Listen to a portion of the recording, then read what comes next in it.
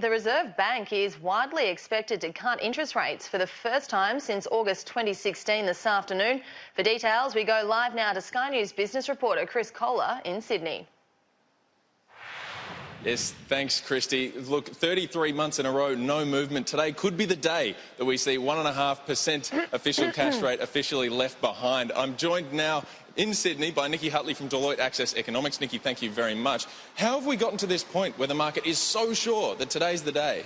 Look, Philip Lowe, the Governor of the Reserve Bank, said a couple of weeks ago now, basically it's a live discussion and that without an interest rate cut we weren't going to get the outcomes on unemployment and inflation that we wanted. So he was signalling very, very strongly that that was his belief, that what would happen at this board meeting. For people that don't pour through Philip Lowe's statements and previously Glenn Stevens' statements, these are people who make particularly careful statements, and so that was the strongest that we've had an indication in some time, I understand. Look, it was incredibly strong and also somewhat out of character for the Reserve Bank. They normally tend to be a little bit more nuanced than that, of course, and you know, it's so everyone's taken that as pretty much as close to a slam dunk as it can be. Yes. Although might just dribble out the side, and you know, we could all be shocked at 2:30, but it really would be a shock if they didn't go ahead. Well, certainly. I guess the question is there any area of the economy that is showing some strength? Are there pockets of strength that perhaps aren't being accounted for in this wide, priced-in 25 basis point cut?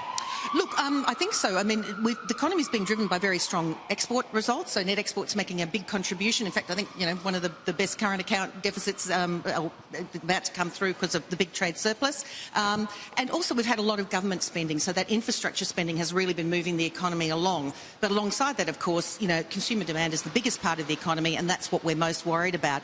But it's not like we're racing towards recession here at the moment. Far from it, you know, but we are probably a little bit more worryingly drifting slower. So when we get the GDP number tomorrow, probably the annual rate will have a 1 in front of it. It'll be just under 2%. And that, you know, acting now probably helps alleviate a bit of that you know, negative sentiment that will be generated by that. Whether it will help the economy, of course, is a completely different question. Yes, absolutely. Tomorrow's GDP at 11:30 could certainly leave a bit of a sting. The focus has certainly been all about inflation from the RBA and Philip Lowe. Why is that? Why is that so clearly the focus, and perhaps no intention to lower the target rather than just aim so hard to meet that high target?